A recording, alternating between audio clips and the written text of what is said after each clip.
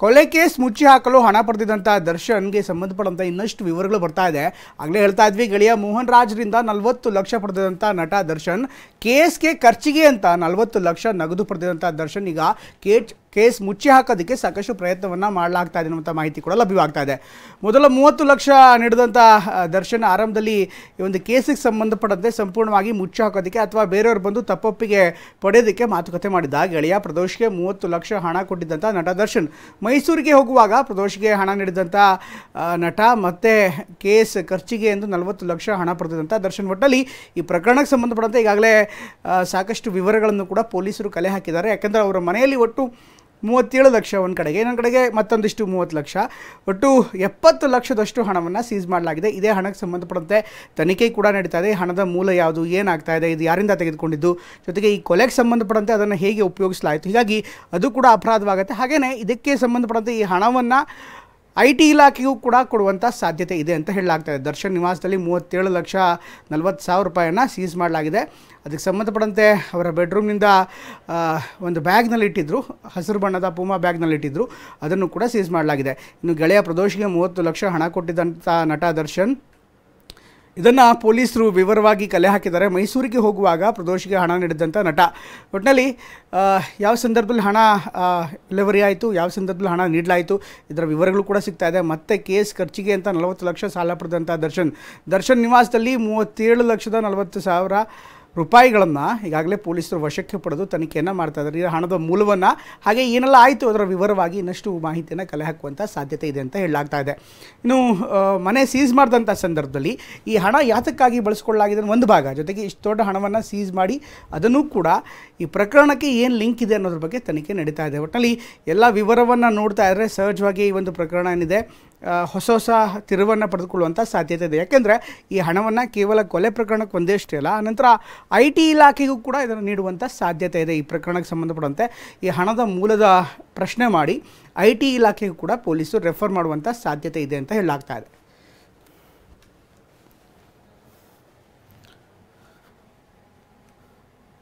ಇನ್ನು ಮರ್ಡರ್ ಪ್ರಕರಣ ಮುಚ್ಚಿ ಹಾಕಲು ದರ್ಶನ್ ಸಂಚು ಮಾಡಿರೋ ಬಗ್ಗೆ, ಕೊಲೆ ಆರೋಪಿಗಳಿಗೆ 30 ಲಕ್ಷ ಹಂಚಿರೋ ಬಗ್ಗೆ ದರ್ಶನ್ ಈಗಾಗಲೇ ಏನು ಹಣದ ಬಗ್ಗೆ ಚರ್ಚೆ ನಡೀತಾ ಇದೆ. 37 ಲಕ್ಷ ರೂಪಾಯಿನ ಸೀಸ್ ಮಾಡಲಾಗಿದೆ. ಕೊಲೆ ಆರೋಪಿಗಳಿಂದ 30 ಲಕ್ಷ ಹಂಚಲಾಗಿದೆ. ಇನ್ಫ್ಯಾಕ್ಟ್ ದರ್ಶನ್ ಅವರೇ 30 ಲಕ್ಷ ಇವರಿಗೆ ಹಂಚಿಕೆ ಮಾಡಿದ್ರು ಅಂತ ಆರೋಪ ಇದೆ. 37 ಲಕ್ಷ ರೂಪಾಯಿ ಸೀಸ್ ಮಾಡಿರುವಂಥ ಪೊಲೀಸರು ಈಗಲೇ 37 ಲಕ್ಷವನ್ನು ಸೀಸ್ ಮಾಡಿದ್ದಾರೆ. ಆರೋಪಿ ಪವನ್ ನಿವಾಸದಲ್ಲಿ 5 ಲಕ್ಷ ರೂಪಾಯಿ ಜಪ್ತಿಯಾಗಿದೆ. ರಾಘವೇಂದ್ರ ನಿವಾಸದಲ್ಲಿ 4 ಲಕ್ಷದ 40 ಸಾವಿರ ನಗದನ್ನು ಸೀಸ್ ಮಾಡಲಾಗಿದೆ.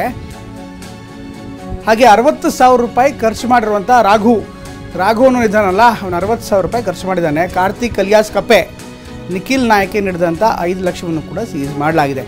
ಪ್ರದೋಷ್ ನಿವಾಸದಲ್ಲಿ 5 ಲಕ್ಷ ಪೊಲೀಸರು ವಶಕ್ಕೆ ಪಡೆದುಕೊಂಡಿದ್ದಾರೆ. ಅಂದರೆ ವಿವರವಾಗಿ ನೋಡ್ತಾ ಇದ್ದಾರೆ ಈ ಹಣದ ಬಗ್ಗೆ ಪೊಲೀಸರು ಕೂಡ ಮಾಹಿತಿಯನ್ನು ಕಲೆ ಹಾಕಿದ್ದಾರೆ. ಯಾರ್ಯಾರ ಮನೇಲಿ ಎಷ್ಟೆಷ್ಟು ಸಿಕ್ಕಿದೆ ಅದರ ವಿವರವಾಗಿ ಪೊಲೀಸಿಂದ ಮಾಹಿತಿ ಸಿಗ್ತಾ ಇದೆ. ಮರ್ಡರ್ ಪ್ರಕರಣ ಮುಚ್ಚಿ ಹಾಕಲು ದರ್ಶನ್ ಸಂಚು ಮಾಡ್ತಾ ಇದ್ದಾರೆ. ಕೊಲೆ ಆರೋಪಿಗಳಿಗೆ 30 ಲಕ್ಷ ಹಂಚಿರುವಂಥ ದರ್ಶನ್ 37 ಲಕ್ಷ ರೂಪಾಯಿ ಸೀಸ್ ಮಾಡಿರುವಂಥ ಪೊಲೀಸರು.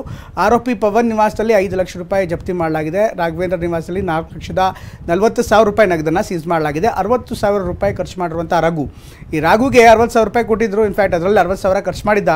ಇನ್ಫ್ಯಾಕ್ಟ್ 5 ಲಕ್ಷಕ್ಕಿಂತ ಹೆಚ್ಚು ಹೋಗಿದೆಯೋ ಅಥವಾ ಎಷ್ಟೋಗಿದೆಯೋ ಅದನ್ನು ಪೊಲೀಸ್ ಮಾಹಿತಿಗಳಿಂದ ನಿಖರವಾಗಿ ಮಾಹಿತಿ ಲಭ್ಯವಾಗಬೇಕಾಗಿದೆ. ಅದೇ ರೀತಿ ಪ್ರದೋಷ್ಗೆ ಇದರ ವಿವರ ಸಂಪೂರ್ಣವಾಗಿ ಗೊತ್ತಿತ್ತು ಅಂತ ಹೇಳಲಾಗ್ತದೆ. ಕಾರ್ತಿಕ್ ನಿಖಿಲ್ ನಾಯ್ಕಿಗೆ ನೀಡಿದಂಥ 5 ಲಕ್ಷ ರೂಪಾಯಿನೂ ಕೂಡ ಸೀಸ್ ಮಾಡಲಾಗಿದೆ. ಪ್ರದೋಷ್ ನಿವಾಸದಲ್ಲಿ 5 ಲಕ್ಷ ರೂಪಾಯಿ ಕೂಡ ಸಿಕ್ಕಿದೆ.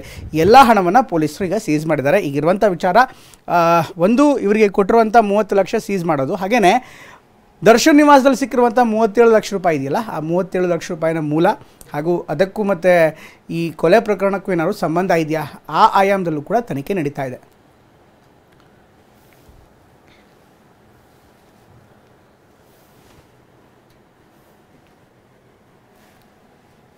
ಇನ್ನು ರೇಣುಕಾಸ್ವಾಮಿ ಹತ್ಯೆಯಲ್ಲಿ 70 ಲಕ್ಷ ಹಣ ಬಳಕೆ ಆಗಿದೆ. ಆದಾಯ ತೆರಿಗೆ ಇಲಾಖೆಗೆ ಪತ್ರ ಬರೆಯಲಿರುವಂಥ ಪೊಲೀಸರು, ಇದಕ್ಕೆ ಸಂಬಂಧಪಟ್ಟಂತೆ ಪೊಲೀಸ್ ಇಲಾಖೆ ಕೂಡ ಈಗ IT ಇಲಾಖೆ ಅಂತ ಬೆಟ್ಟು ತೋರಿಸ್ತಾ ಇದೆ.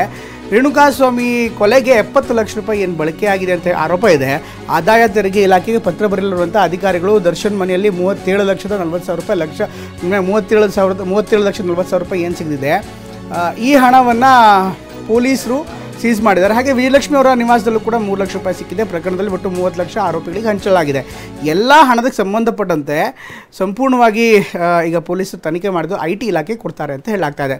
ಇನ್ನು ಆದಾಯ ತೆರಿಗೆ ಇಲಾಖೆಗೆ ಪತ್ರ ಬರೆದಿರುವಂಥ ಪೊಲೀಸರು ಅವರಿಗೆ ಪತ್ರ ಬರೀತಾರೆ ಅಂತ ಮಾಹಿತಿ ಲಭ್ಯವಾಗ್ತಾ ಇದೆ. ನೇರವಾಗಿ ಪತ್ರ ಬರೆದು ಏನೆಲ್ಲ ಆಗಿದೆ ಅದರ ವಿವರವನ್ನು ಕೇಳ್ತಾರೆ ಅಥವಾ ಅವ್ರಿಗೆ ನೀಡ್ತಾರೆ. ಇನ್ನಷ್ಟು ತನಿಖೆ ಆಗಬೇಕಾಗಿದೆ ಅಂತ ಪತ್ನಿ ವಿಜಯಲಕ್ಷ್ಮಿ ಬಳಿಯಿಂದ 3 ಲಕ್ಷ ಹಣವನ್ನು ಕೂಡ ಈಗಾಗಲೇ ವಶಕ್ಕೆ ಪಡೆಯಲಾಗಿದೆ. ಹಾಗೆಯೇ ದರ್ಶನ್ ಅವರ ನಿವಾಸದಿಂದ 37 ಲಕ್ಷ ಸೀಸ್ ಆಗಿದೆ. ಪ್ರಕರಣದಲ್ಲಿ 30 ಲಕ್ಷ ಆರೋಪಿಗಳಿಗೆ ಹಂಚಲಾಗಿದೆ. ಹತ್ತತ್ರ 70 ಲಕ್ಷ ರೂಪಾಯಿ ಇದರ ಆದಾಯದ ಮೂಲದ ಬಗ್ಗೆ ದೊಡ್ಡ ಪ್ರಶ್ನೆ ಇದೆ. ಹೀಗಾಗಿ ಪೊಲೀಸ್ ಅಧಿಕಾರಿಗಳು ಈಗ ಇದೇ ವಿಚಾರವಾಗಿ IT ಇಲಾಖೆಗೆ ಪತ್ರ ಬರೆಯುವಂಥ ಸಾಧ್ಯತೆ ಇದೆ ಅಂತ ಹೇಳಲಾಗ್ತಾ ಇದೆ.